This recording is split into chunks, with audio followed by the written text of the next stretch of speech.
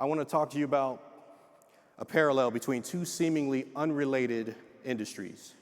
That is actually the health food industry and sustainable aviation. At first glance, these two things seem worlds apart, but if you look closer, you'll see there's some striking similarities in their marketing battles and infrastructure challenges. I'll start with the health food industry. The first thing I want to say is that the most direct competitor to the health food industry is the fast food industry. So I've got a little thing up on the screen here. So fast food chains have perfected the art of marketing their products against the wishes of dietitians and health experts. They use a particular meal and they say that it's synonymous with attracting the youth to celebrities like Travis Scott and Megan Thee Stallion. And they say that by saying, get the Travis Scott meal, get the Megan Thee Stallion meal. You can eat just like a celebrity. And this is a powerful marketing strategy that overshadows the health warnings issued by dietitians, and the messages often seem boring and underfunded in comparison. And so, despite this awareness raised by the health classes and storytelling like the 2004 documentary Super Size Me, which was highlighting the risk of fast food, the industry has not only survived but thrived. Fast food chains spend millions of dollars marketing their industry and perfecting their image, leveraging their vast infrastructure to ensure their dominance. They have a head start that a few healthy restaurants can even match. On every corner, there's a fast food outlet, a testament to their deep-rooted presence in our lives. Now let's turn our attention to aviation. That's why we're here, right? Here we face a similar challenge. The sustainable aviation community is akin to dietitians, promoting their message that is crucial for long-term health of our planet, but lacks the same level of funding and marketing prowess as the fossil fuel industry. So you see two images here. You have one from a fossil fuel company, and it says, we're keeping it flowing. And they have a head start on all of this. In the other image, you have Usher, or from Atlanta, Usher, doing the Super Bowl halftime show afterward. He said, I'm coming home to Atlanta. And he did a nice little video for Archer Aviation's platform. But first, let's acknowledge the crucial role that fossil fuel companies have played in supporting energy needs for over a century. They are not the enemy. I know some of you don't want to hear that, but they're not the enemy. Their dominance in infrastructure and extensive marketing budgets have indeed contributed to the overuse of fossil fuels. But they have also powered our economies, supported our growth, enabled global connectivity. This extensive infrastructure and established presence are both a strength and a challenge. Fossil fuel companies have fulfilled their corporate responsibility by serving as the backbone for modern energy consumption, but the time has come for this planet's occupants to uphold our personal responsibility to meet the needs of the present without compromising the ability of future generations to meet their own needs. We do this by diversifying our energy sources, ensure energy resilience, or the capacity to adapt and recover from supply disruptions, including resource exhaustion. Resilience should be our target in the aviation sector, helping us avoid awkward geopolitical relationships and preparing our global economy to pivot when one form of energy begins contributing to inflation. We want people to get to work, buy groceries, and go on vacation. Sustainable aviation offers a way to keep that going with some balance. Much like how consumers gravitate toward fast food for its convenience, the aviation industry remains entrenched in its reliance on fossil fuels due to established infrastructure and consumer habits. For aviation to achieve long-term viability, it must reduce its reliance on fossil fuels by embracing sustainable energy solutions. This is that and not or gimmick that's being put out by the fossil fuel industry. It's marketed pretty well, but the transition is akin to shifting dietary habits from unhealthy fast food options to healthier choices. It requires not just technological advancements, such as electric and hydrogen-powered aircraft, but also a concerted effort to change ingrained habits and perceptions. On a personal note, just as my family and I enjoy meals in fast food restaurants in moderation, We must approach our use of fossil fuels with the same judicious mindset. It's perfectly fine to have a cheat day and indulge in fast food occasionally as long as it's done wisely. Similarly, I drive a hybrid vehicle because currently it's impractical to meet all of my traveling needs without fossil fuels on the East Coast. This balanced approach is the key to transitioning smoothly while maintaining our respective lifestyles. Now, I had to put this slide up here, unfortunately, a few weeks back, but we have to invest in sustainable technologies and improve regulatory frameworks to encourage the adoption of eco-friendly practices. We face significant hurdles in infrastructure and market readiness, much like the challenges seen with universal hydrogen's unsuccessful attempt to take off, sometimes literally, but mostly figuratively, due to financial and logistical barriers. So in conclusion, this is where G.I. Joe meets Captain Planet. That's me, right? In conclusion, breaking the fast food paradigm in aviation is no small feat. It requires a collective effort to innovate, invest, and ultimately change our habits. The stakes are high, but the rewards, a sustainable and resilient aviation industry, are well worth the effort. So let's take some inspiration from the fast food industry's success in marketing and infrastructure and apply those lessons to promote a healthier, sustainable future for aviation. You cannot shame people into investing in sustainable aviation. So in the likeness of that, I have a sustainable infrastructure panel, and we look at things that span across 5 domains: land, air, sea, space, and cyberspace. Within those domains, we have these 4 perspectives. You have a research laboratory perspective, you have industry, you have academia, and then you have the government perspective. And so, very happy to be able to present to you all the Sustainable Infrastructure Panel. If you all will come on up.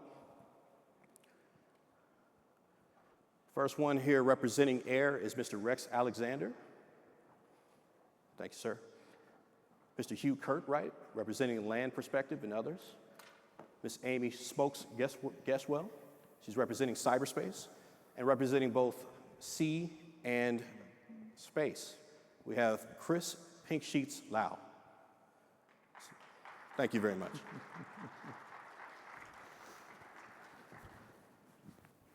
All right, I'll stop marching around so much here and I'll start talking. So, Rex, I'm gonna let you have the floor if you'll go ahead and let us know a little bit about 5 Alpha and some of the things you do. Sure.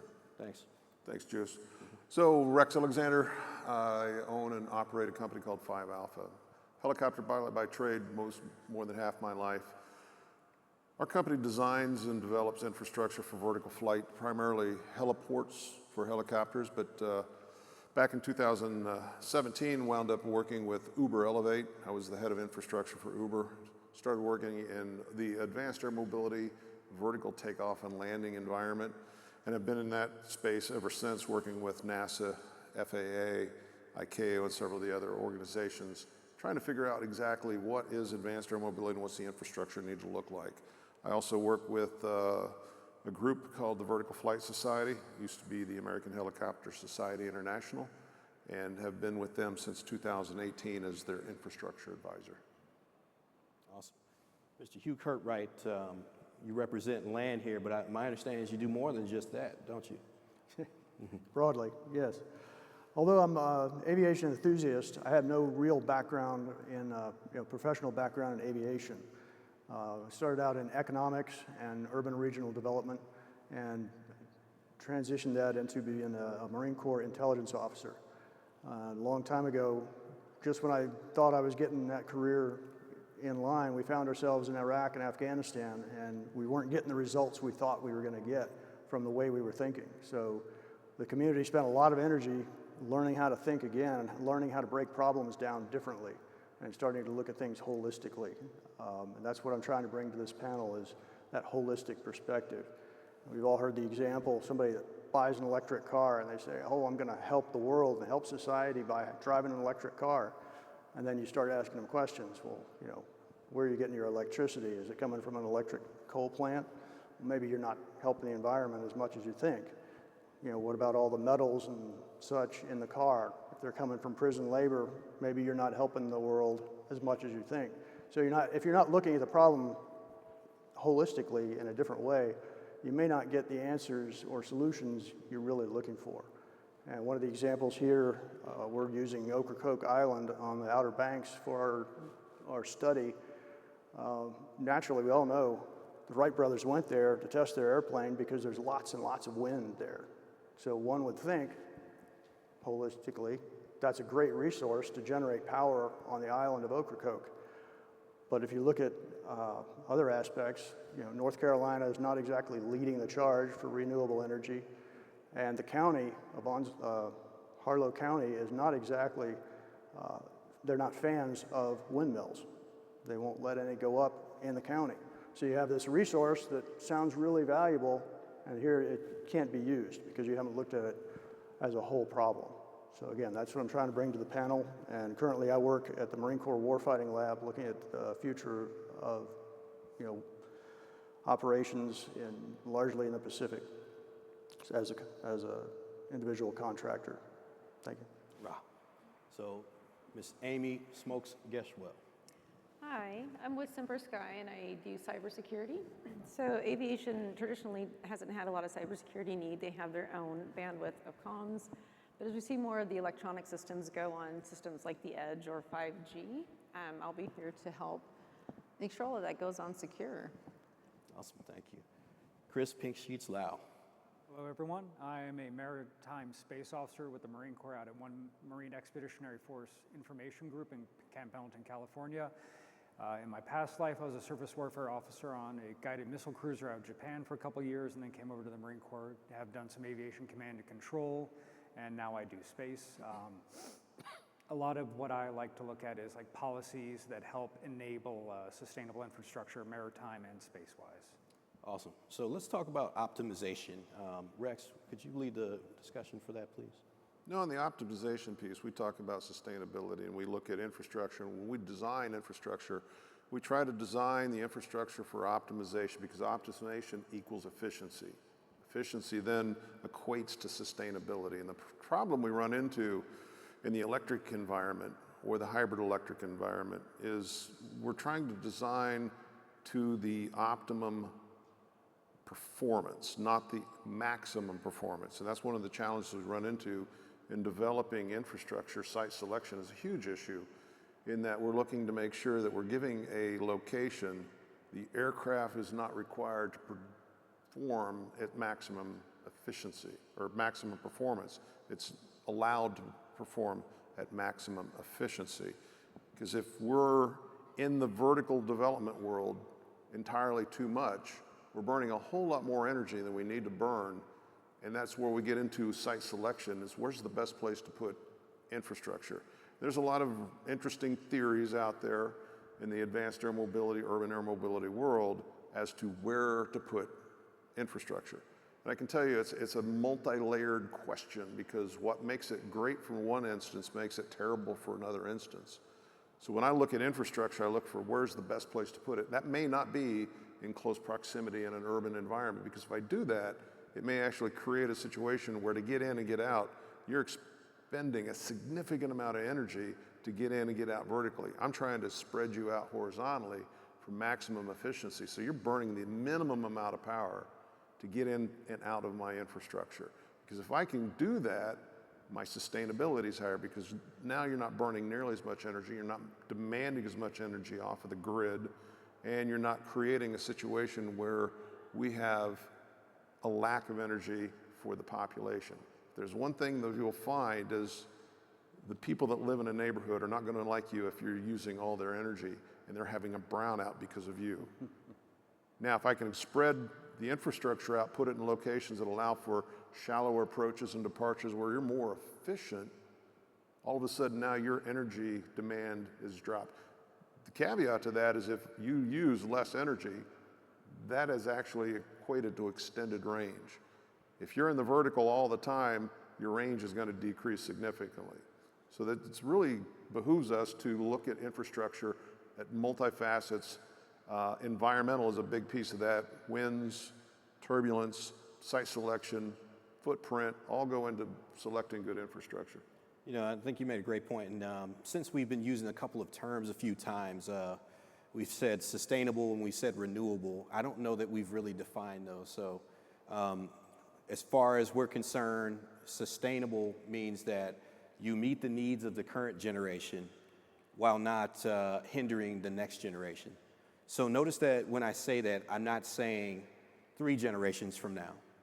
This becomes very important when you have to make decisions about what to keep or the dimensions of something or how much energy to use. Renewable means that during a human lifespan, that form of energy can be used again. So for example, the sun's energy is renewable, right? For example, using thorium as a form of nuclear energy for propulsion, that might be sustainable, but it's not going to be renewable. So just to make sure that we level set and define that, I want to make sure I did that. So Hugh, do you have anything to add about infrastructure in general? Well, infrastructure is, of course, what makes a site viable for flight operations, but it also has to integrate with the local community. I mean, if they want it right downtown, certainly there's going to be some customers that have that need. And the cheaper we can make it, the more people are going to want that specific thing, which makes it very hard to build supporting infrastructure for it. But it's also got to navigate local compliance. I heard somebody this morning talking about there are a lot of people in Silicon Valley that know how to make things fly, but they don't know how the FAA works and how to get it certified. And that was one of the roles they saw for AIAA in the future. That's just the top level, the federal government. We've also got to worry about local government, the local power sources. I mean, are they going to be able to supply what you need? Are they going to be able to supply the kind of labor you need, people with the right skill sets? And is this community economically viable enough to make your operations profitable? Yes, indeed. Yes, indeed. And Smokes, I was going to, ask you about the cyberspace environment. One of the things that we notice is that we're getting more electric aircraft, and with that, we're changing voltage, and we're going from maybe 150 volts direct current DC, and we're kind of moving up to over 1,000 volts. And when we do that, we're actually creating an electromagnetic signal that can interfere with signals around, like a military base or other aircraft present, the aircraft itself with other systems within it.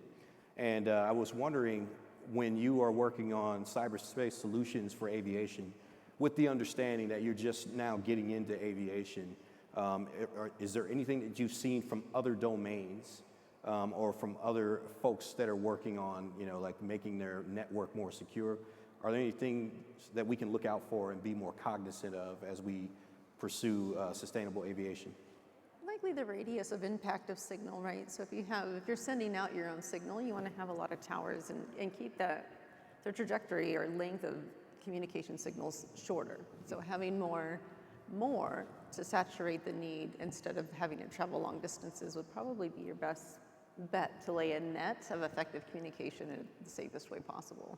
Awesome. So, Pink Sheets, you're a fellow Marine, so I got to toss you some curveballs, right? No. So when we are thinking about these 5 domains, land, air, sea, space, and cyberspace, you are representing, or you have experience in both sea and space.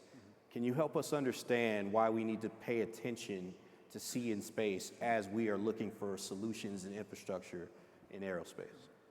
Well, I mean, a lot of it, like the other year when the Suez Canal got blocked, and that disrupted supply chain issues throughout the entire world for months on end.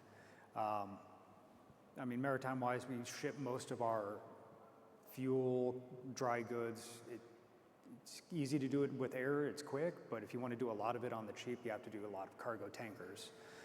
And then space as well is just, space is like, has a little finger in every pie, from the navigational system and spreading out the time clock that makes everything run to, just in general getting that GPS to get you from A to B. And it's just really important, at least infrastructure-wise, I think, especially coming up, is making sure we have redundancy and resiliency to make it a sustainable infrastructure.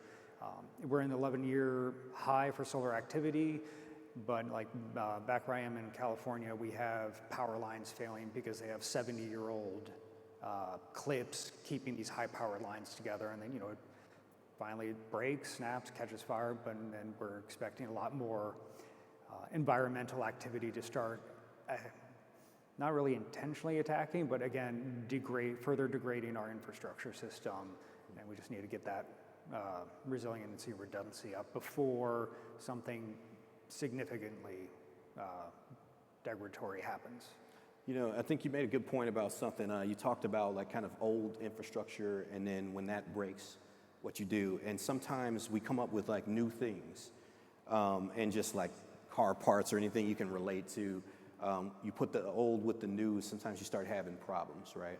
And one of the things that we're noticing, that we talked about in our infrastructure subcommittee, was these different adapters to some of these sustainable aircrafts that are electric powered, some are hydrogen powered, and they have different size adapters. The manufacturers, the original engineering manufacturers, OEMs, they came up with different sizes for adapters because they weren't really concerned about what the other OEM was doing. And so as a result, when we look to provide infrastructure in the form of a battery energy storage system or a start cart, for an aircraft or anything that can help charge it, we have to first think about, hey, do we have this adapter? What size is it? And then we have to order that. And so I don't know how much the audience has had experience with, say, their phone and their phone charger. And since you're in the audience here, hey, raise your hand if you've had a phone that had to have a different charger, and you got frustrated because why can't you just use the charger that was there previously? Yeah. So the same thing is happening. I see lots of hands up right now. The same thing is happening in sustainable aviation where, through no fault of the original engineering manufacturers, they've decided that they were going to make something a certain way because, as Rex was saying, they were trying to maximize the performance of the aircraft at the expense of the location where they want to launch from, and that can create problems. So that means you have to perform at your max capability every time you fly. And we're human beings, and we're fallible human beings, and that's just not going to fly literally and figuratively, right? And so something to think about are these different connections, et cetera. So speaking of the infrastructure subcommittee, we talked about we have all these different domains, and within these domains we have these different perspectives, right? So across land, air, sea, space, and cyberspace, we have the perspective of government, academia, industry, and then you also have research laboratories who are kind of like this in between. They have things that they care about that are somewhat different. And so when we're looking at that, we realize that infrastructure is all over the place. And how could we focus this in? So we came up with a design reference mission. And I was hoping that somebody on the panel would be willing to kind of share that design reference mission. Hugh, go for it. You're talking about the scenario for the... Yeah, the scenario, DRM. So the scenario that was given to the students in our challenge was to make a more sustainable, aviation-friendly total infrastructure for the Ocracoke Island in North Carolina on the Outer Banks.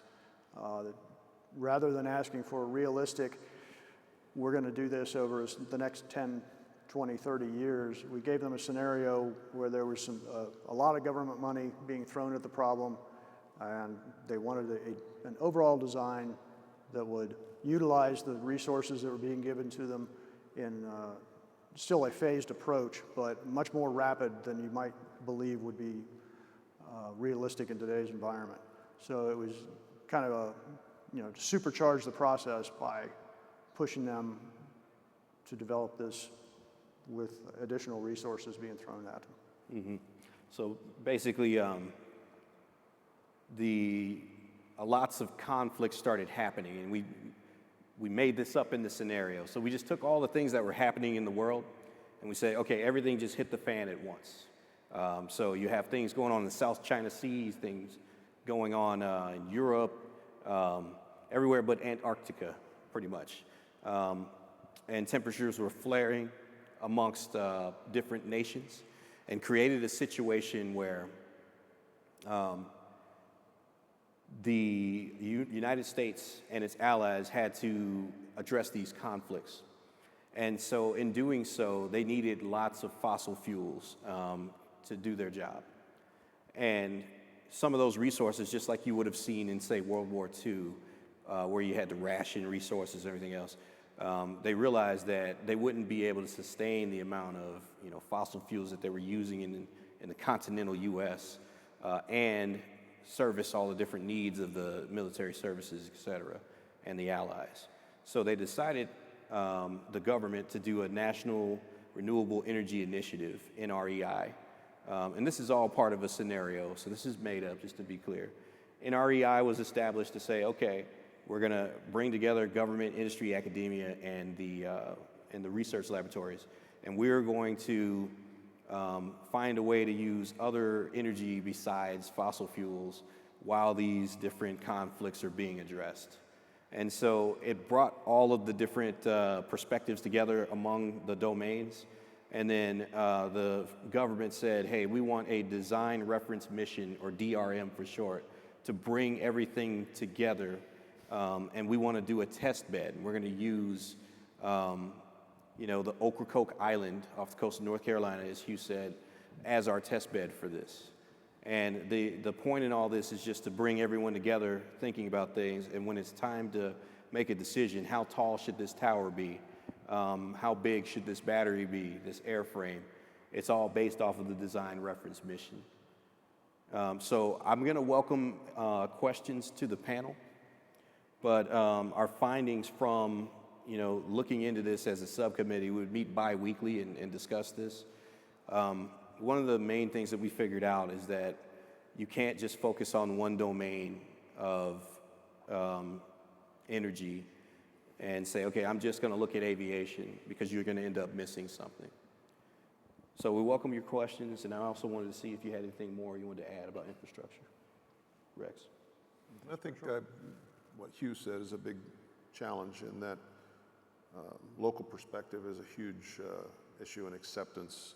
We'd asked a lot of people who lived in the LA area, would you be interested in writing eVTOL? And they're pretty much everybody said, well, of course, that'd be great. Would you be okay with us? We put a vertiport in your neighborhood, and not so great.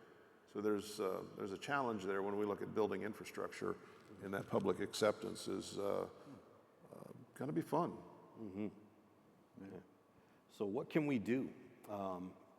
So we'll just use the design reference mission, where we're working on an island. We're sort of using an island as a nice laboratory, a microcosm of a larger city, where we can take the lessons learned with less impact to a population before we decide to put it somewhere on a mainland or in a major city, for example. I think the biggest thing we can do is lessons learned from our history is public outreach, public education, but at the same time, we have to make the public a stakeholder and get their input and make sure that when we do something, they have a dog in the fight, if you will, and they help guide the decision-making for their municipality.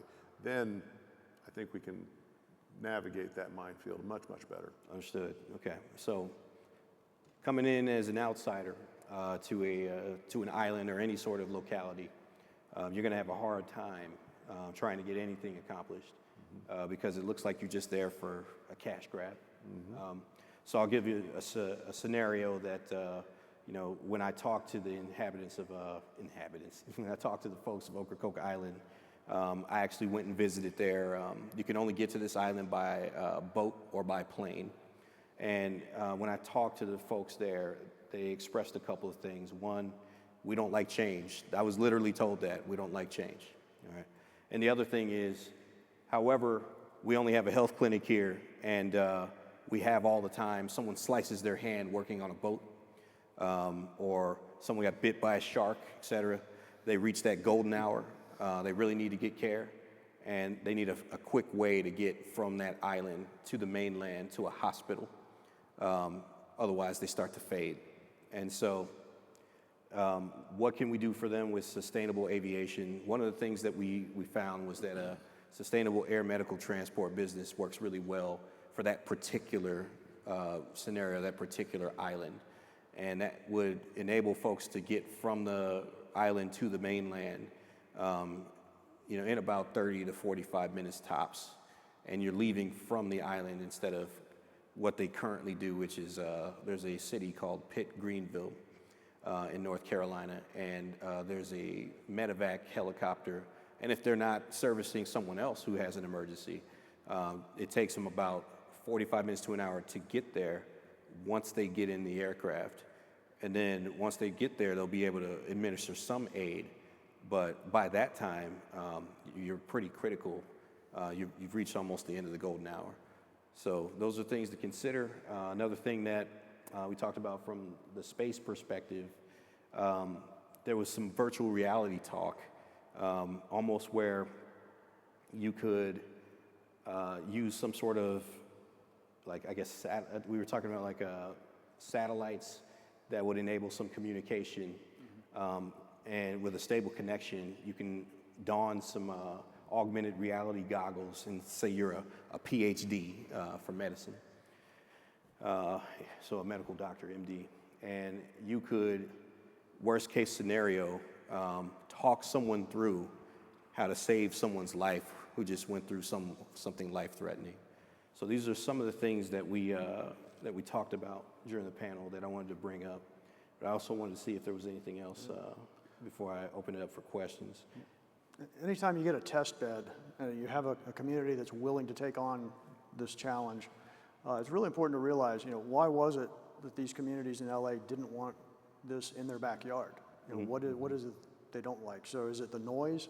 So let's make sure in a test bed, we want to make sure we measure the noise, right off of the heliport, 100 meters out, half a mile out. Is that, how much noise are we really talking about? Because very often people are saying things, but if it's louder than a fire truck, I don't want it.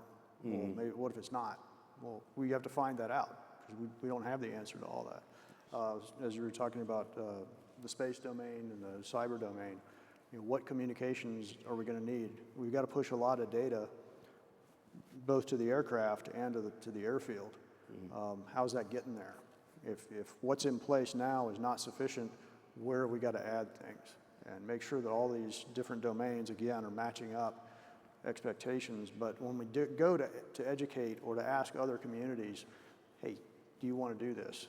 Is this not just commercially viable, but would you accept this in your backyard? We're actually able to tell them, hey, we have done this. It's not just make-believe. And this is how much noise we're talking about. This is the probability of an accident. All those things that are legitimate concerns. But right now, we just don't have a lot of data to give them. Yes, and what's been very helpful is having Smokes look at things from her cybersecurity perspective when it comes to aviation. One of the things that we wanted to do is, hey, is there some sort of large language model that we can use to gather the data we need in order to find the optimal place to set infrastructure? Is there a way that we can develop the workforce so that they can deal with certain things that they weren't dealing with before when it comes to fossil fuels like high voltage electric, et cetera?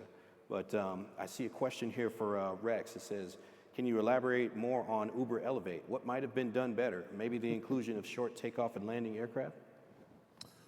There were a lot of great things came out of Uber Elevate. When I was working with Uber in that spectrum, they then decided to change their business model and sold all their assets to Joby Aviation. But I think in the beginning, one of the challenges we ran into in that business model was they wanted to control everything. They wanted to operate the aircraft. They wanted to own the infrastructure. They wanted to run the operations. And in that piece of having everything under one roof, municipalities were a little resistant to that because it was so specific, it was not agnostic. So if Uber were to fail, could I then have another agency come in and take up? Or would I have to retool all my infrastructure to the other aircraft, to the other operation? And I think that was one of the things when we looked at that whole vertical lift piece with Uber, they wanted to control every facet. And you can't do that. Municipalities are not interested in talking to you. If you're the only operation that they're going to do business with and you fail, they're on the hook for a lot of money. And that, in the municipality world, in the state world, translates to votes. And that's the quickest way to get kicked out. Yes, you can have a scenario where, we'll use Ocracoke Island again since it was part of the scenario. You have these folks who are from like Nantucket, very wealthy. They come to the island, they buy up a bunch of property, raise the value of the property so the inhabitants or the people who live there can't even afford to live there anymore. A natural disaster happens, they collect, the kind of folks who are not from there, they collect the insurance money, they leave, they don't rebuild. And they just pretty much leave those localities in shambles. So that being said, there's another question here. How can we best address not in my backyard? I'm gonna open it up. Hugh, I think you talked a little bit about this before, kind of like being cognizant of the people who live in a locality. And Rex, you've talked on that. Is there anything we want to say to expand on that from anybody in the panel? I think we've been kind of dancing around it with different comments. Yeah. It's the political environment. Mm-hmm. Is that what people want? Is it economically viable?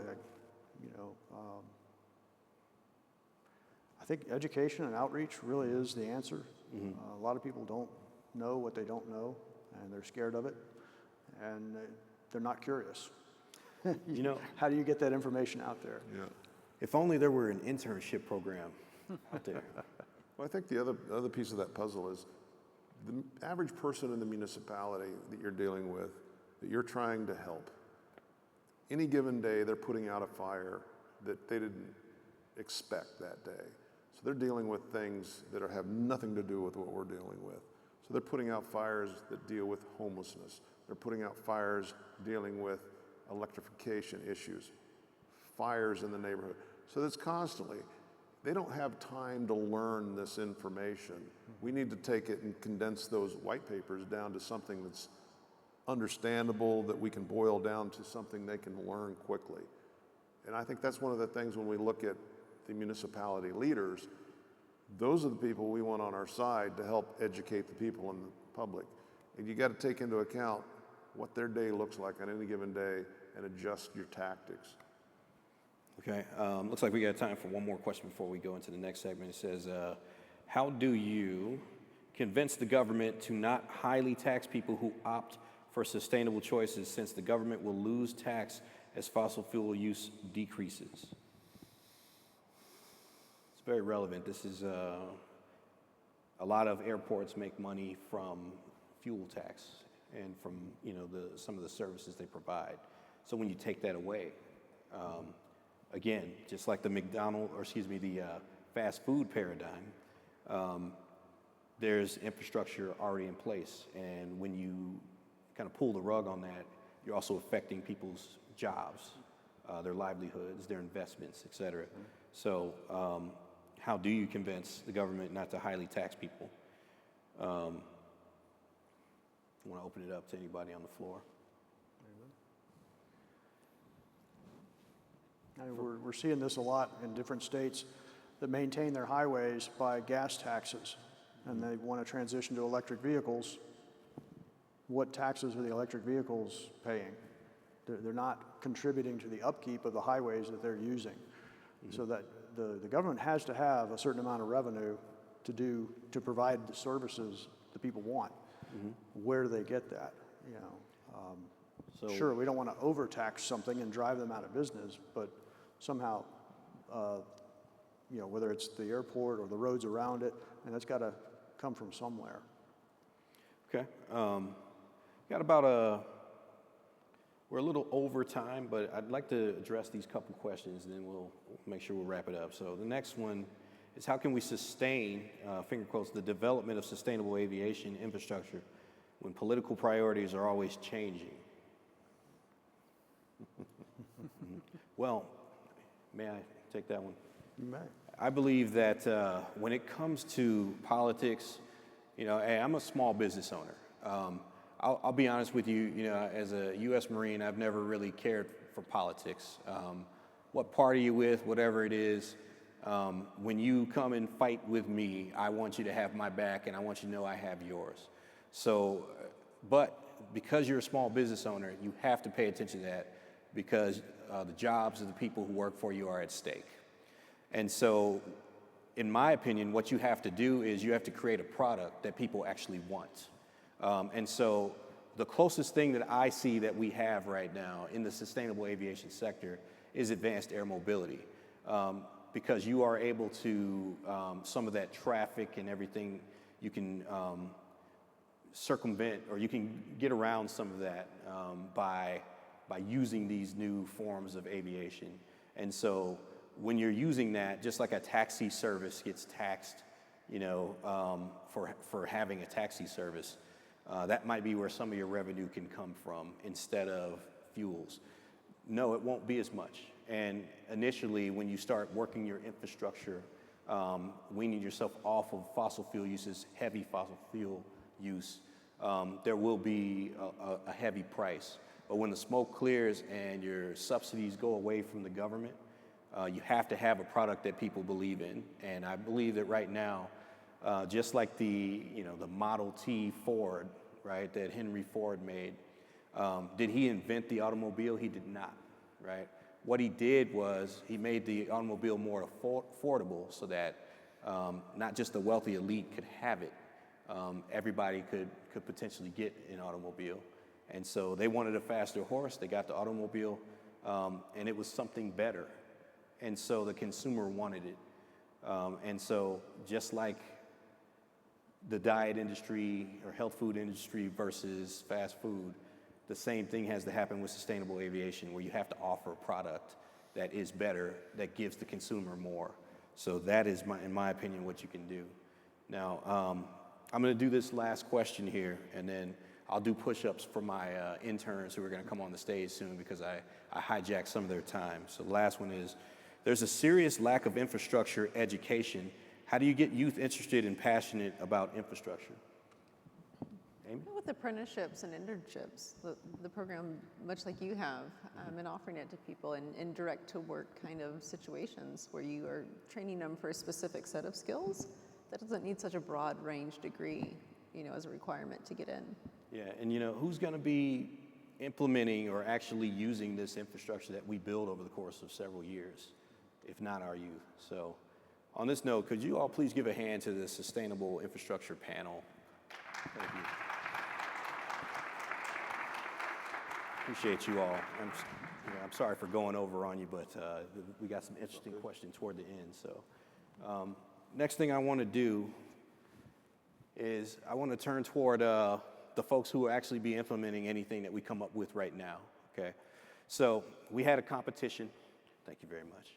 We had a competition, and during this competition called the Sustainable Island Challenge, we had 28 applicants that applied for this challenge, and they formed about 7 teams.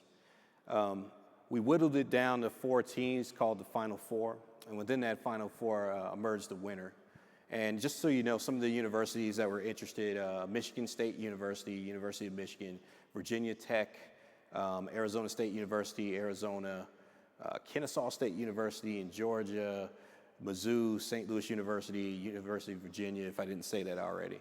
So out of all of those different schools and students who applied, the winners emerged, and they're going to present to you their Sustainable Island Challenge design.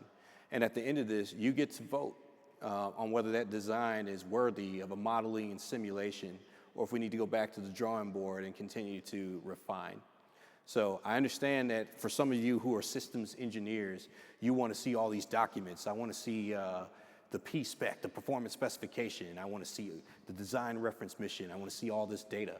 But this is do the best you can with what you have. And so without further ado, I've got the winners. They're pronounced studs. And studs stands for the first initial of each of their names. So you can see that A is upside down and they pronounce it studs. So you all come on the stage, all right? Everybody give a big hand. Okay. Thank you. So with Studs, last night, these are Semper Skies interns. So every internship that we do, we have a call sign review board, okay? So we're not talking about nicknames, we're talking about call signs. And this is the first layer of security. If you're ever out abroad, for example, in the military, and you're flying and you're in enemy territory and you don't want them to know your government name so they don't go looking you up and looking your family up, you have call signs, right? So we're not doing it for that reason. It's just flat out fun. So there's only 2 rules. 1, you can't make your own call sign, and 2, no mean call signs. So I'm going to introduce each person here. So Daphne Savas, call sign Poe. All right, if you want to know what these call signs mean, you're going to have to get them a cold beverage at a restaurant of their choice, okay? We have Sydney, call sign Yups. That'll be fun if you ever get to figure that one out, okay? And then we've got Aiden, call sign Twinkles. We've got Savannah, Taki Taki. And then we've got Taka Suzuki, call sign Raptor. So I'm gonna hand the clicker over to you and the floor is yours.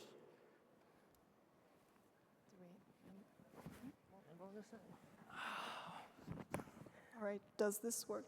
Awesome, great, that's great to know.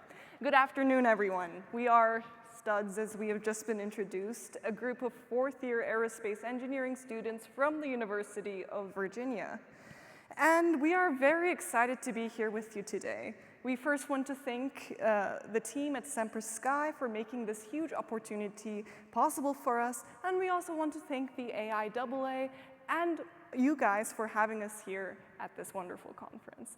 My name is Daphne Savas, and as a little introduction, one of my passions in aerospace is space and aviation infrastructure. I'm Sydney Bakir, and in the future, I would like to work on automotive engineering and aerospace engineering with a focus in sustainability. My name's Savannah Hafer, and my passions really lie in space and patent law and energy development in the aviation industry. My name is Taka Suzuki. I am particularly interested in hypersonic air-breathing flights and materials for hypersonic applications. And I'm Aiden Winfield, and I'm interested in the development and design of unmanned aviation vehicles.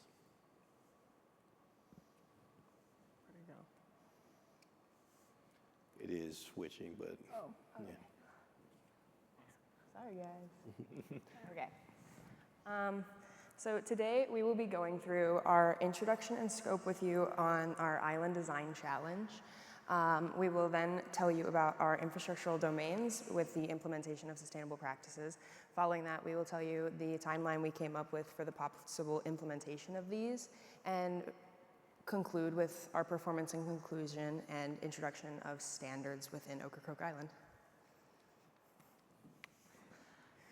So kind of give a little introduction of what we were doing. We were tasked with designing and implementing a sustainable infrastructure necessary for Ocracoke Island to be completely self-sufficient and sustainable. Now, for the larger scope of when we were working towards this, we were using Ocracoke as kind of a model to kind of see the applications that we could apply to mainland USA. Now, when we were really looking at it, we did focus a lot on making sure that the people at Ocracoke were happy, because just like the US, there are so many cultural, community things that make Ocracoke exactly what it is, home to so many people. We wanted to make sure we weren't stepping on anybody's toes.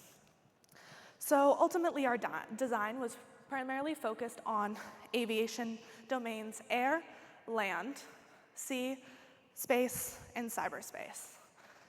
Taking each, we created sustainable and resilient implementation models for execution while accounting for environmental impacts, economic effects, well-being of the community, and more importantly, the longevity for future generations.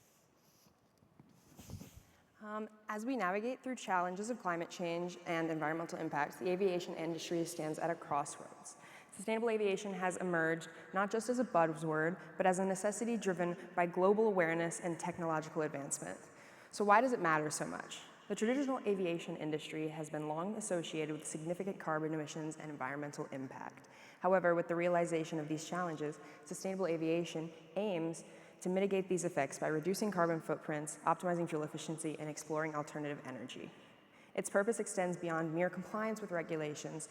It strives to ensure that air travel can coexist harmoniously with our planet's ecosystems for generations to come.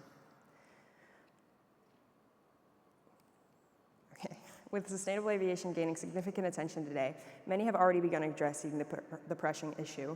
However, when our team decided to tackle sustainable aviation on Ocracoke Island, North Carolina, we noticed something that was missing.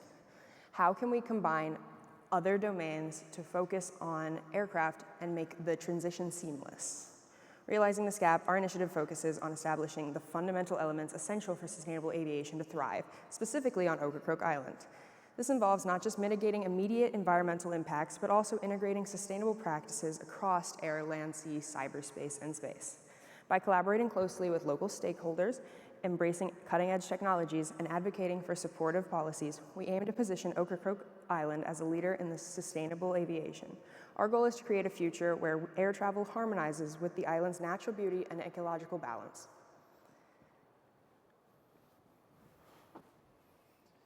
Ocracoke Island, North Carolina, is more than just a location to its inhabitants. It's a way of life. The few but proud waterlocked occupants have spent generations developing unique customs, activities, and even their own dialect, Hoy-Toyed English.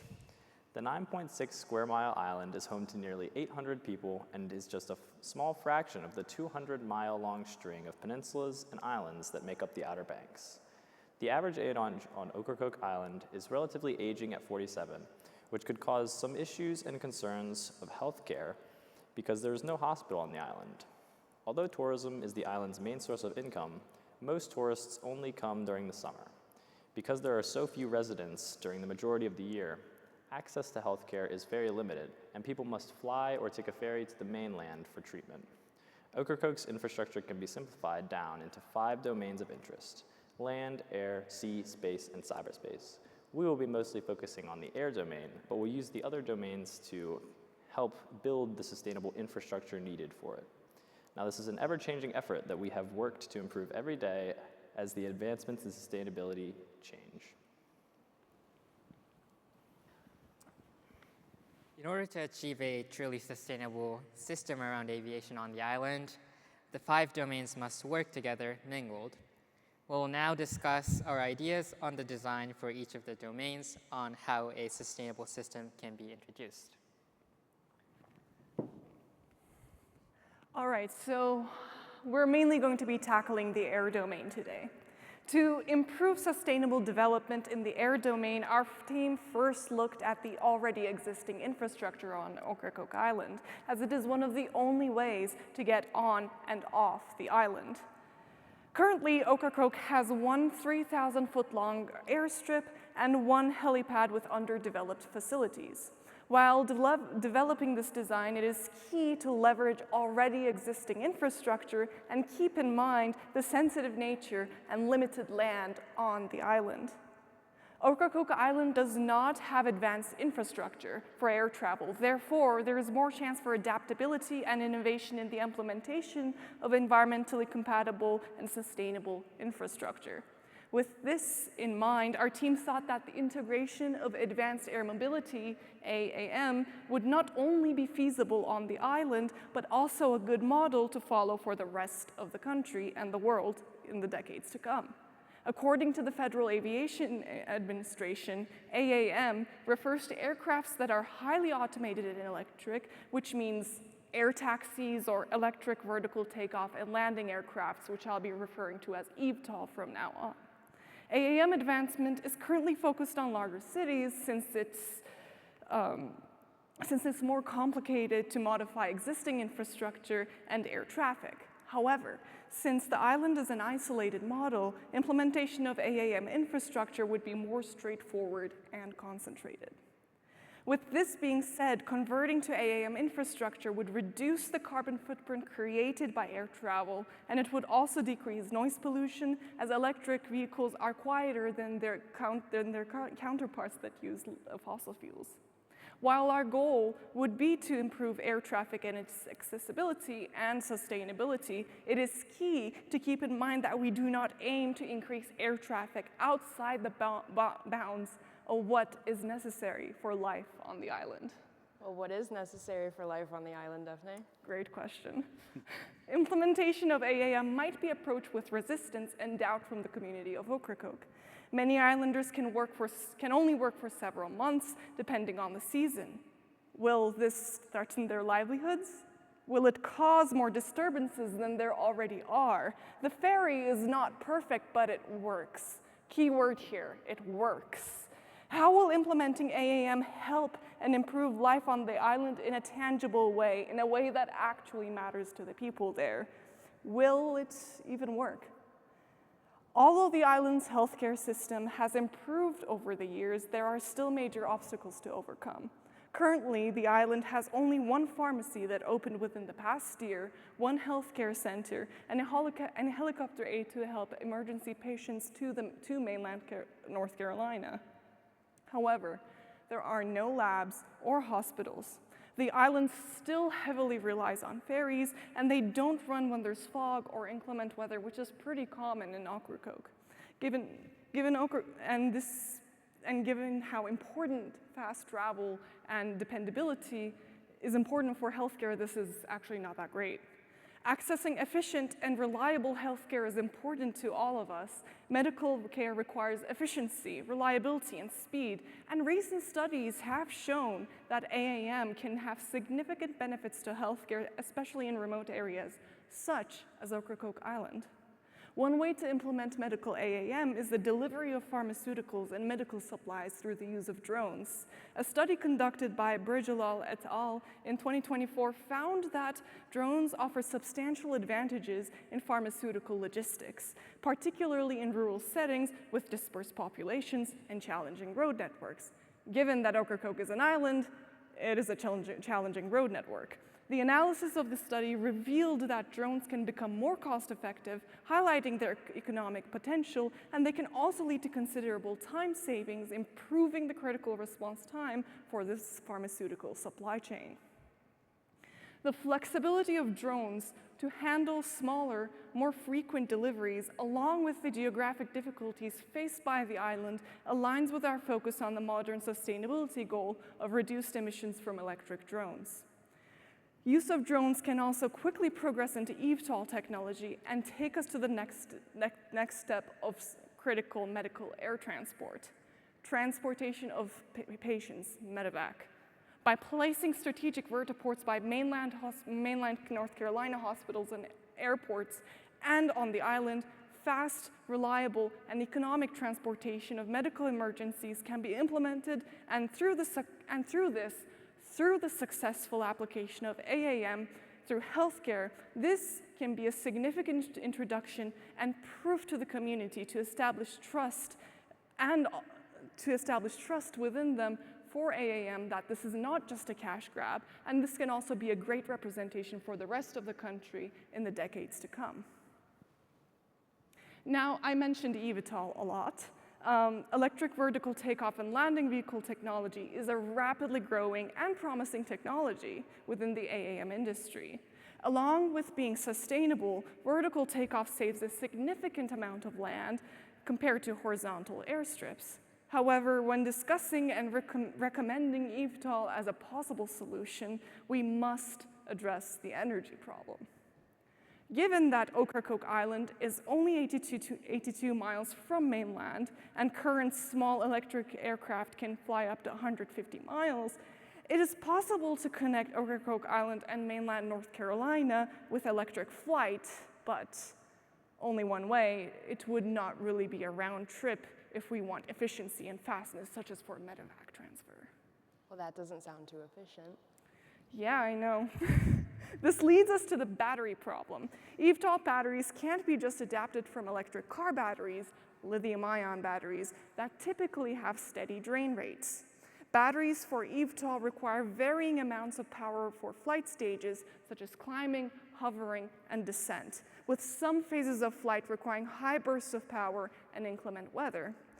Research conducted by the Oak Ridge National Laboratory, ORNL, has shown that lithium-ion batteries in the use of eVTOL face significant degradation after short uses, which poses safety threats along with increasing aircraft maintenance costs. Currently, the perfect, long-lasting, and high-efficiency eVTOL battery does not exist. However, many labs are working on alternatives that can last these high-intensity cycles for longer flights, for flights that can be on top of each other. This is where our solution offerings start. We offer hybrid options. Establishing hybrid electric vehicles would not compromise the use of electric vehicles in the future, because infrastructure for hybrid vehicles would be the same for their fully electric counterparts. Hybrid options for now would be a temporary solution until fully reliable and safe electric options are available. In addition to this, in the way that they operate, batteries have good power density, which is good for high peaks during takeoff and landing, where liquid fuel has good energy density, which is great for continuous loads during flights. Speaking of energy sources, we also need sustainable ways to charge these batteries that we're talking about. As eVTOL technology develops, the demand for energy increases, and local electrical grids are not enough in their energy providing, and they are vulnerable to outages and disturbances. And given Ocracoke's weather patterns, again, it is very prone to disturbances. This is where further energy solutions come in. Battery energy storage system, which I'll be referring to as BESS. In a very simple explanation, they trickle charge from grids during low peak periods towards use for high peak periods. They can source 500 kilowatt hour energy, which can be enough for sustained flights. It also has features such as bidirectional flow, which can charge and discharge batteries, saving time and cost efficiency. It also has temporary, permanent, and mobile versions, which can be used as suited for the island's needs. However, there needs to be some sort of standardization across the country and in the world for batteries, their adapters, and companies need to come together, and governments need to come together to talk about the standardization in order for this process to be smooth, streamlined, and harmonious. Now, for all this talk of infrastructure and energy to be possible, we need sustainable sources of energy. This leads us to the land domain. So, as Defna was saying, you need to have reliable energy for a lot of our solutions to even be possible. Now, solar energy storage systems are crucial in the 21st century, and they make up a good portion of mainland US energy sources. Now, Ocracoke Island currently gets their power and their electricity across 82 miles underwater through a cable attached to mainland North Carolina. Now, you can kind of see how this is an issue because Ocracoke is an island. It happens that natural disasters occur, and that causes outages and issues with the cable. So that's something we had to look at. Now, because Ocracoke is smart and they're really trying to preserve their island, they developed a microgrid. So we saw that and we looked at it and we were like, how can we make it so it fits the sustainability and the self-sufficiency that we want for the island? Now, the microgrid produces about 500 kilowatts per megawatt hour, and the current storage for the solar microgrid is 1 megawatt hour. Now, this sounds pretty great and all, but if you look at it and the current power usage at a time at the peak is 7 megawatts, you kind of see a disparity between 1 and 7. So the microgrid is primarily set up to deal with outages. Outages occur quite a bit at Ocracoke because of the unstable weather. But it is tried and tested that the microgrid works for the island. So what we were planning on doing is improve upon it and help it go towards what we want for the island and how to benefit the people. So there are really two main things we can do to improve the microgrid. One is to increase the number of solar panels. Now there are 365 days of the year, and although Ocracoke suffers from fog and rain and all that, 200 of those days are sunny. We need to be using that to fuel the island. Now, to be able to work with the residents, there are about 200 homes and businesses that are able to get the standard solar panel setup. Now, 200 homes and businesses, that's a lot of buildings. This is not including the historical buildings because we do not want to change the island like that. Now, it's a lot of money, $5,000 for a standard setup that produces 2.2 kilowatts. But going on to one of our other solutions is to work with the state and federal governments. There are examples in Arizona and Virginia where governments will help pay residents to put solar panels on their homes for exchange for the energy to be put into the grid. Now, Ocracoke is a small island. If we have the solar setup that we want to, we'll be able to make enough to supply for the island and put it back into the grid, so it's putting more sustainable energy not only on the main island, but also on the mainland. The second one is obviously the short term would be to store within the power grid, but long term, we would increase the number of Tesla batteries. The Tesla batteries right now, we have about 10 on the island for the microgrid, but increasing that amount would allow for us to reach that 7 megawatt very easily. That's some great ideas, Savannah, but what does this have to do with aviation? So like Defna was saying, and how a lot of our solutions are built off of, especially the eVTOL, the progression of sustainable energy is often dependent on the availability and reliability of local power sources. When we're looking at applying it to the aviation, we have several different uses for it, but we need electricity for our solutions. So one of them would be supplying energy for the eVTOL aircraft. There and back. Having those batteries that we were talking about earlier in the presentation would allow for us to charge on the mainland and then charge again while we're on the island. The other thing is with the pharmaceutical transportation we were talking about, we need energy to power the drones, and that's really something that's important. So although we can come up with an infinite amount of solutions, one of the biggest ones usually involves batteries and electricity to really take down on the fossil fuel stations that we're taking in. Because yeah, you can have electricity and you're pumping it into these electric aircrafts, but if that electricity is stemming from fossil fuel station, kind of counterproductive, if I gotta say. So making sure that not only we're supplying solutions, but allowing Ocracoke to be more sustainable and self-sufficient will help in so many ways. It would just be perfect. Having discussed the energy solution for Ocracoke through the land domain, now we can kind of look at how eVTOL and aviation technology can be utilized through also the sea domain. Take it away, Sydney. Transportation is the leading greenhouse gas emission sector in North Carolina. To decrease this and work in tandem with our sustainable aviation implementation, we propose hybrid ferries and later fully electric ferries.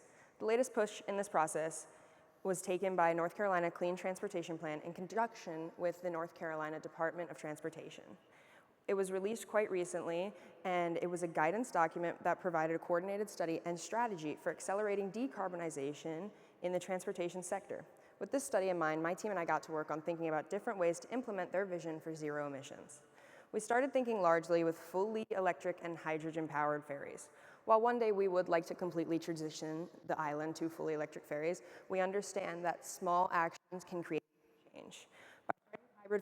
By starting with hybrid ferries, we can slowly introduce change to the residents while also taking immediate action.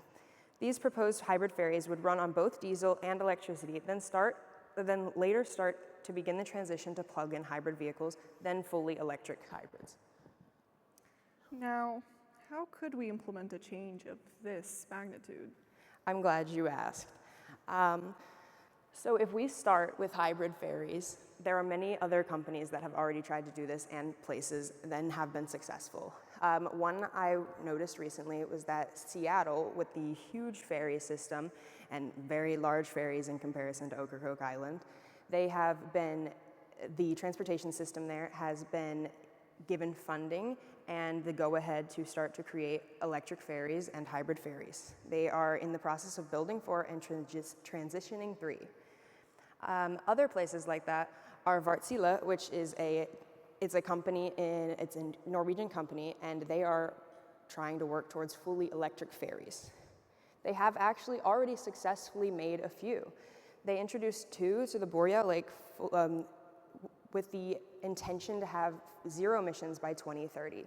By looking at these ferries that have been transitioned fully and are at 0 emissions, we can use these as a roadmap to try and change ours. Wärtsilä ferries lower cost and they have better vessel mobility. Wärtsilä is donating the hybrid converters, the energy storage systems, and the energy management systems. The specific vessel I'd like to look at is the 50-meter vessel that can have 45 cars and 150 passengers. They do have a smaller one and they do have a much larger one, but this one got my attention because Ocracoke Island's ferry is very similar.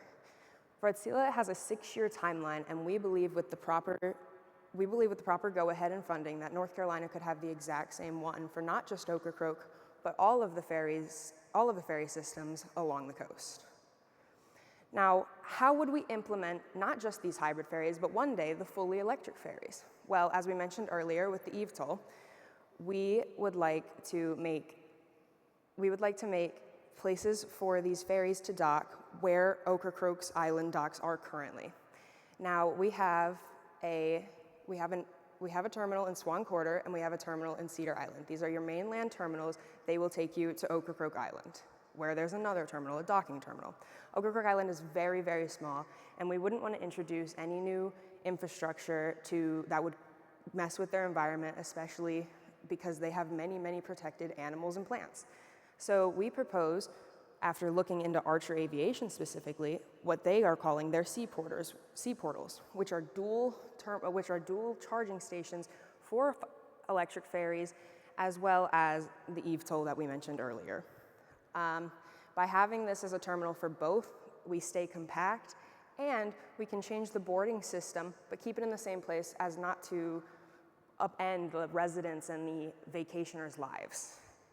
As you can see in these pictures, to the left, there is the original terminals. They're pretty much wooden structures. I've been on a few before myself. They're pretty much the same all along the coast, and they work just fine. But the ticketing system is in person, and the lines start to fill up and rack up, and if you don't make it, you are stuck in the road. We propose the exact same thing Archer Aviation proposed, which is their sea portals. We think that the design they had is perfect fit for where we'd like to put it in those 3 positions that I showed you on the previous slide. Having discussed the main land, sea, and air domains, we also need to utilize the rest of the majority of space. So, in regards to the space domain, one technology that is currently being researched at Semper Sky is the Luna 10. The Luna is a satellite system that collects solar energy from space and sends the energy to various collection systems in the form of microwaves. Not the appliance, mind you. The Luna converts the solar energy to electricity and then to microwaves on board before sending them to their desired location. Currently, the plans for the Luna 10 are to be used to help build and maintain various bases on the moon.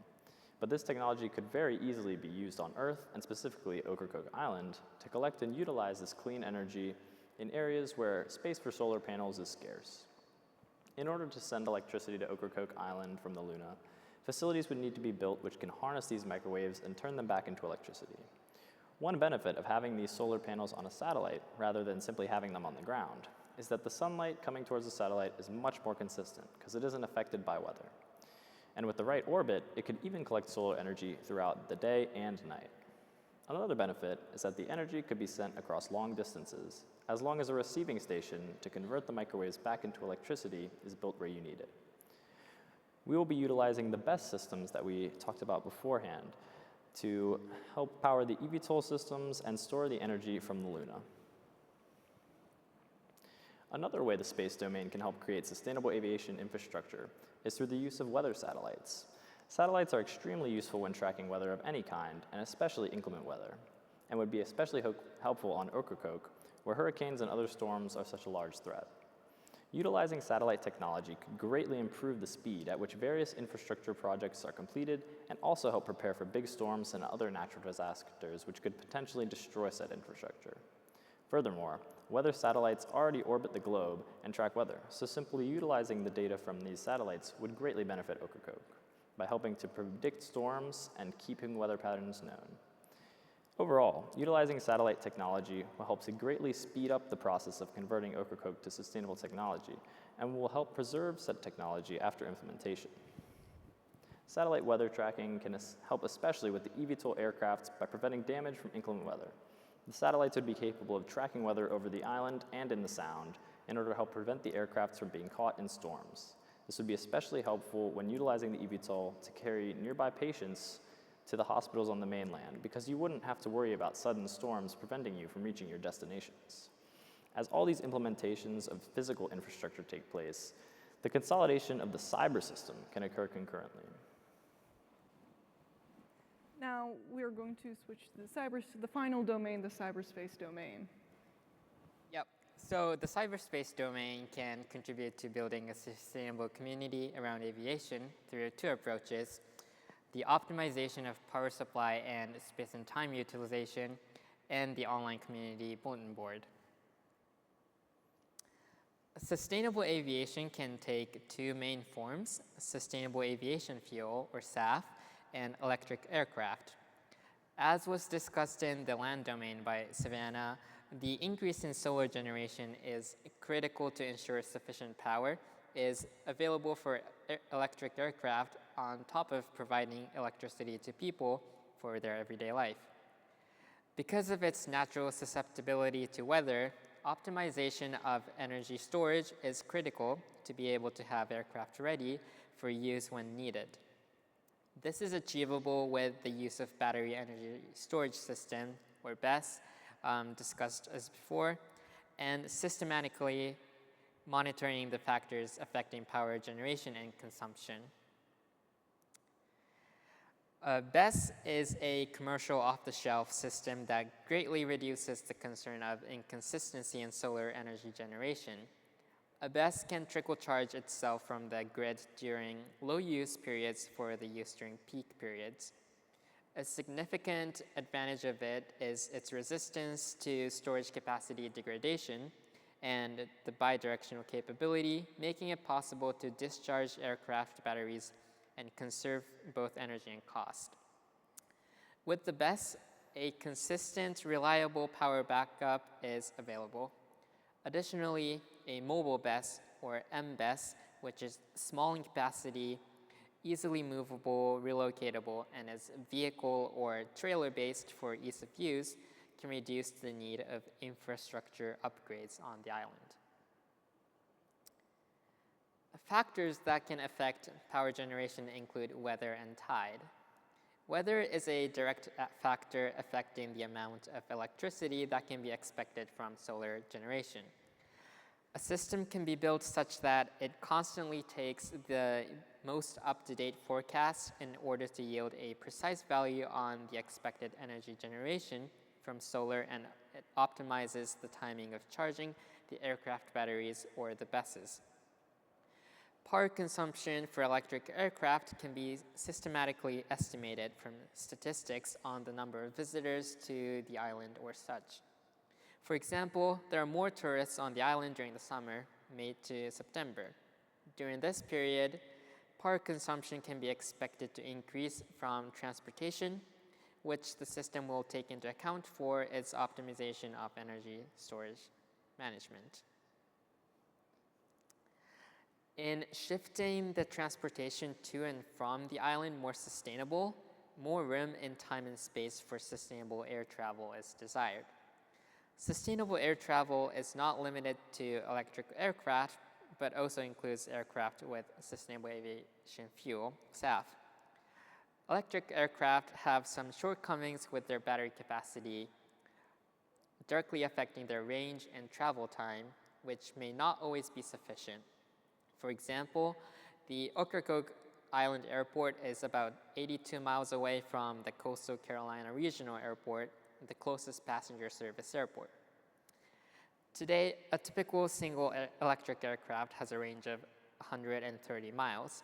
This is not enough for a round trip between these two airports, and a conventional aircraft is more suited due to its greater range.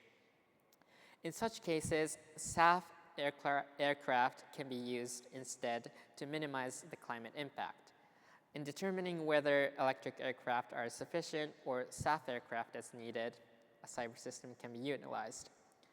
For the travel of large numbers of people at the same time, ferries are more practical than aircraft.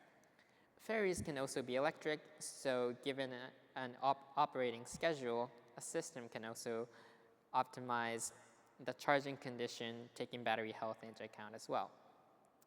Additionally, the system can feature an electronic ticketing system for the ferries. The aforementioned power generation estimation from solar is only possible with forecasts. For better forecasts and consequently more accurate estimates, working closer with the data given from the satellite is important. The satellite can also be helpful in case of natural disasters, giving better ideas to the rescue team, for example, on which area within the island requires more immediate attention. In realizing all these, a sound online cyber system is desired. In addition to the features mentioned so far, the system can be enhanced and gain more support from the people on the island by also functioning as an online community bulletin board. The board can have a social impact on the lives of people by providing information such as the energy or electricity consumption on the entire island, amount of fish caught that day, and a number of tourists in a certain period of time. These kinds of information will allow people to make smarter and more sustainable decisions. The board will also include other helpful resources in case of an emergency like natural disaster. Thinking about the population on the island, only 20% are under the age of 24. In order to develop a community that is more vibrant and has a sustainable future, a bigger young population is desired. For this, an incentive such as a free communication fee or free internet or some sort can be made for any families with young people under the age of 24 moving into the island. Also, 18% of the population is over the age of 65, with the median of 46. This is comparatively older than the mainland US, and some backlash can be expected from the residents, especially of those older age, on the digitalization of the community. Therefore, in-person seminars will be held regularly to train residents, including the elderly, to become more familiar with the new online environment introduced. Now, as I previously mentioned, we did come up with a small timeline for what we possibly thought we could do this in. We researched a lot and had many other comparisons of different technologies we used, but we figured that immediately off the bat, the online bulletin board could be the first thing brought up, and satellite weather tracking would not be far behind. This is because the satellites in use would already be up and we'd just be acquiring their data. BESS can be within 1 year. The hybrid ferry, which was proposed, would be within 3 years after researching other places. The AAM infrastructure can be around 5 years, and the fully electric ferry, which is one of the things we're aiming for, would be around 10 years, maybe even less after looking at other data. The Luna A10 can be around 15 years. The online cyber system is written at the bottom because this is something that will be spread out among every single thing we have. It'll be ever changing, ever growing, and its timeline is never ending and starts immediately. As well as this, depending on funding opportunities, the increased solar microgrid can be up and running within a year. This includes the Tesla wall batteries, battery energy storage systems, and storage panels. Compliance and adhering to standards are paramount in ensuring the success of this project. All initiatives must align with permits and government regulations, prioritizing the well-being of the island's residents and the environment. This entails rigorous assessment of proposed projects to ensure they meet local, state, and federal requirements regarding environmental impacts, safety, and community welfare. Collaborative partnerships with regulatory agencies, environmental organizations, and community stakeholders are essential to navigate regulatory processes efficiently and uphold the highest standards of environmental stewardship. Securing investments for the plan, we must effectively communicate its benefits, aligning with stakeholders' interests while highlighting its resilience to climate change, boost ecotourism, and simulate long-term economic growth. Showing success stories and addressing concerns by incorporating feedback would emphasize our willingness to prioritize the people affected, because ultimately it's the people we prioritize. Maintaining transparent communications and celebrating achievements will sustain momentum towards a sustainable future, not only for Ocracoke, but everyone there who calls it home, and be a model for mainland US. From the beginning, our goal was always to not just introduce so many new technologies to Ocracoke Island, but improve the way of life and keep it going for as long as we possibly can. Like Savannah has stated, the people are paramount to us, and everything that we have proposed is in an effort to improve their way of life and possibly use Ocracoke Island as an image of what we want everywhere else to look like. I grew up around Ocracoke Island every summer, so this is near and dear to me. I've been able to see how the island has eroded and how we could possibly change everything there.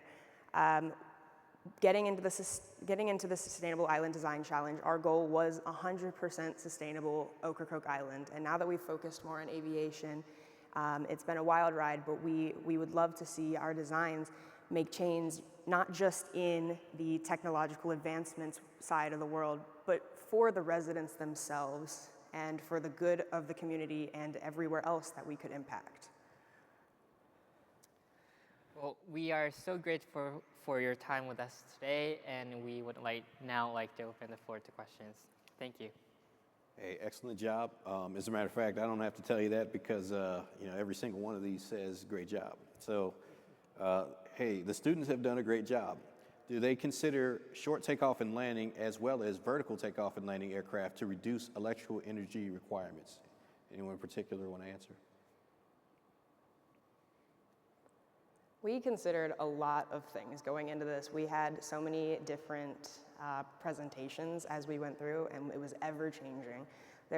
Our initial document had about 5 ideas for each domain, and it was very big. When it came to the aviation sector, we had a lot of ideas about air quality control as well. But when we took a class with Dr. Bradley, who's close to Juice, we were able to learn about eVTOL through different articles we researched, and honestly, that worked perfectly for us due to the size of Ocracoke Island. In the end of it, the reason why we focused on eVTOL a lot was because we found a lot of research on it and we were focusing on it a lot, and it just fit our framework very well. But obviously there are so many things that we can do right now, and we need to fit within a 45-minute period, so that's why we mostly focused on eVTOL. Yeah, Ocracoke already has a landing strip and things like that. So we were primarily looking forward for the gradual development across time they have a runway, we might as well use it. But eventually, the vertical landing and takeoff would be something that Ocracoke could use to reclaim some of that runway land and use it for more important matters. Awesome. So the next one here says, amazing job. Do you all see nuclear power as a viable possibility for the island? So nuclear power requires a larger space. We would absolutely be keeping the underground cable coming from the mainland, but putting a nuclear plant on Ocracoke would take up a lot of room that I doubt the locals would want to, give away. We're trying to preserve the sanctity of the island, and adding nuclear to the island would be a little bit too much, but taking energy from mainland North Carolina, who does supply nuclear energy to Ocracoke, that would absolutely be something that they can definitely talk about. And that's really moving away from the fossil fuel power stations and supplying more sustainable energy to Ocracoke. While also researching some other battery options, I read an article about the development of nuclear batteries, something along the lines of that, and that was very interesting, but again, it would have been too long if we got into that. But yeah, there are a lot of nuclear options in the same vein, it would have been similar to using wind power.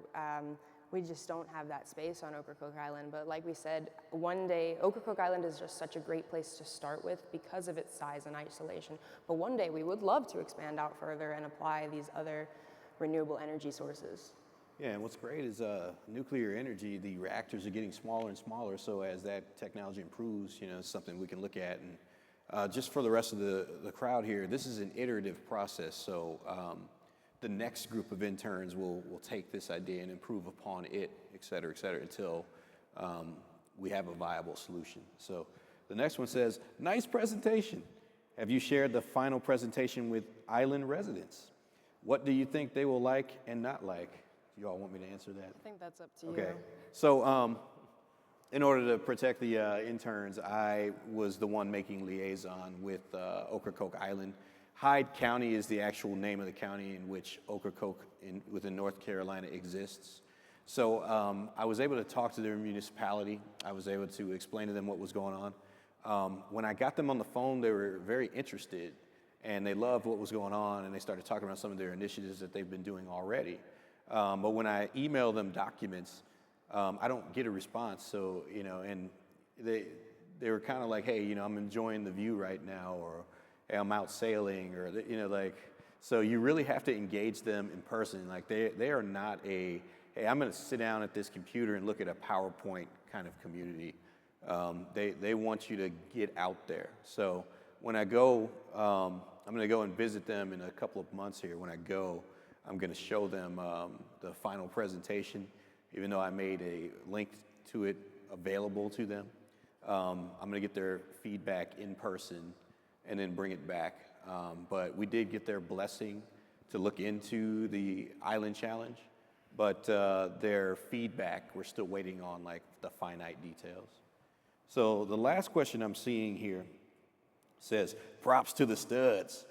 Do you feel that your plan could be applicable for other isolated island environments, like, for example, the Caribbean?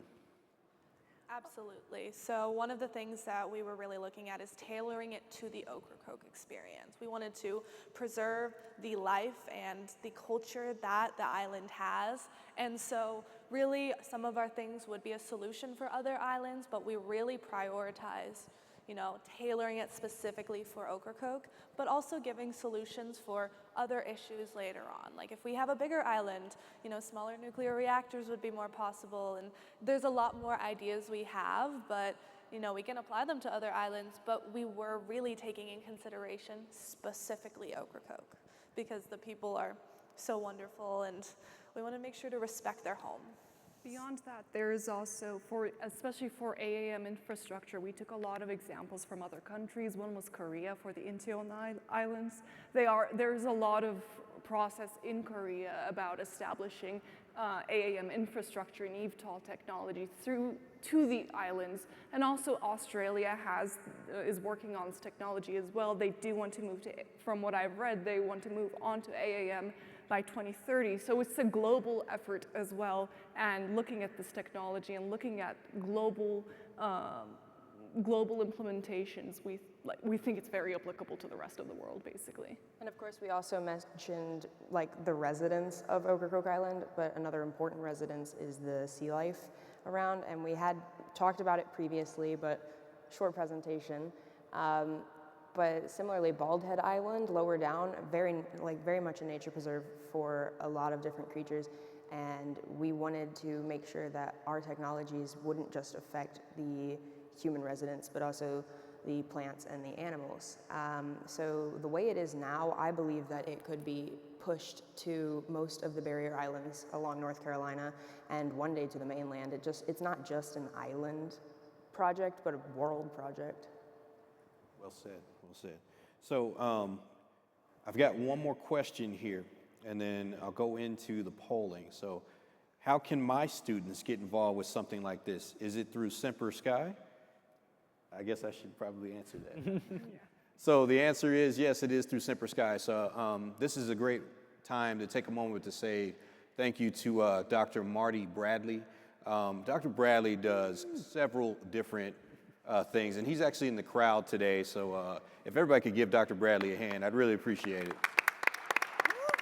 So Dr. Bradley, his time is very precious. He could work on, he could help put forth bids. He's a professor at the University of Southern California, which we refer to as the real USC. And when he is at the real USC, he is teaching sustainable aviation.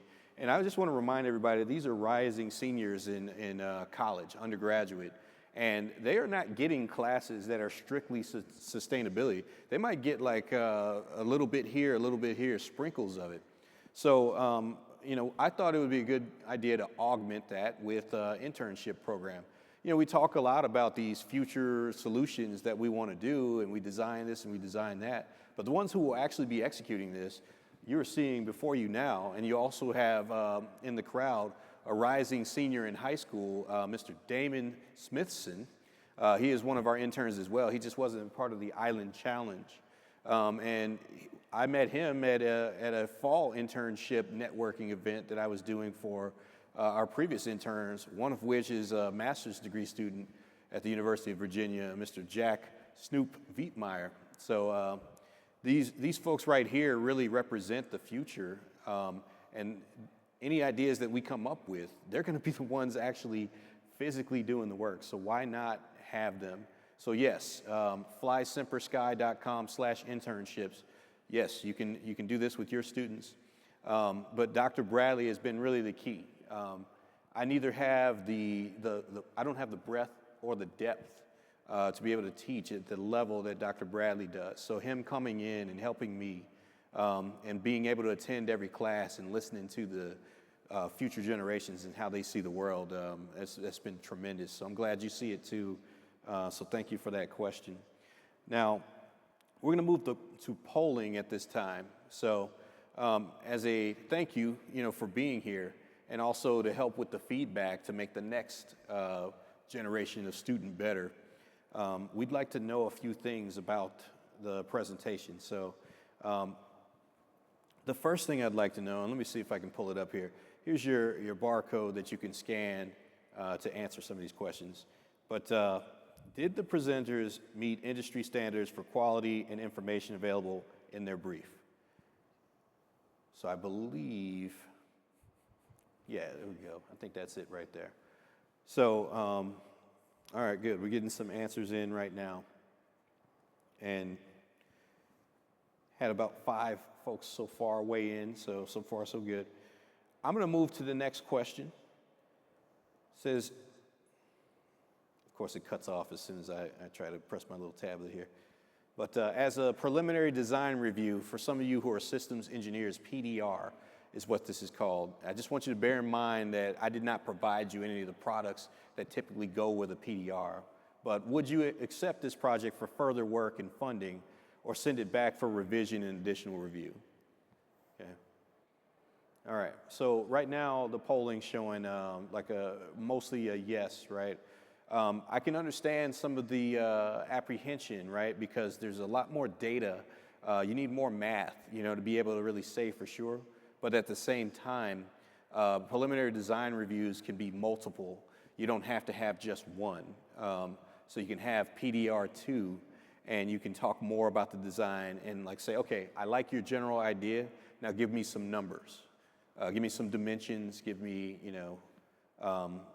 some aspects of things that are more nitnoid in detail. So I can appreciate that. The next question. Do you think modeling and simulation testing would help develop a better understanding of sustainability planning? So it goes with the Sustainable Infrastructure Panel that was just previous to the group here, where we talked about large language models and the ability to help with predictive maintenance, to let us know ahead of time exactly what parts to order, et cetera.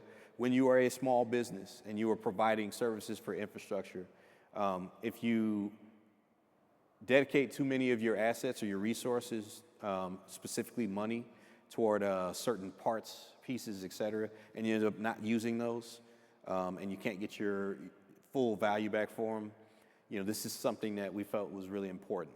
So modeling and simulation can help with that, and being able to show other airfields or other localities, hey, if you continue doing what you're doing, here's what you're spending.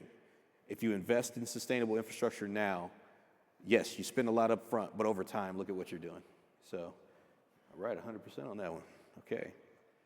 All right, so all that being said, this is open to comments for consideration. Like, what aspects warrant further review? What would you test for in modeling and simulation? And what is the most important domain in sustainability planning? So we don't necessarily need to go into great detail about this, because I know this is kind of an open forum here. But one of the things we're seeing here is customer engagement. So obviously that's critical. It's been the theme in everything we've talked about today, right? Is making sure that you go and talk to the inhabitants of Ocracoke and make sure that they're aware and supportive and have buy-in. So a lot of the ideas that you saw in here actually were things that I put in the products that I gave to them, the performance specification, and that information came from me interviewing several folks who live on Ocracoke Island. Full disclosure, my wife's family lives on the coast of North Carolina, and they grew up going back and forth to Ocracoke. They were primarily fishermen and farmers, and so we go there a lot. We consider it a second home, and so we get a lot of time to talk to people, even in the off season when all the tourists are gone. So some other things that I'm seeing here: economics, eVTOL, energy storage. Biggest challenge is social engineering. Can't disagree with that. Harmonization of standards. Yep. Quick medical evacuation method. The cost versus benefit for the local community. Yep. Economic incentives and impacts, financials. So yeah, these are all great considerations. Educating local residents. So we hope to continue these types of internships where we create an iterative process. And I'd like to thank Goshen Sinar for allowing us to have this subcommittee. And this enables us to get better and to continue to support the sustainable aircraft, such as electrified propulsion systems that EATS really does a great job of elaborating on in their symposiums. So let me see if there are any other questions. It looks like right now there are no other questions. So could you all please give the studs a round of applause? All right.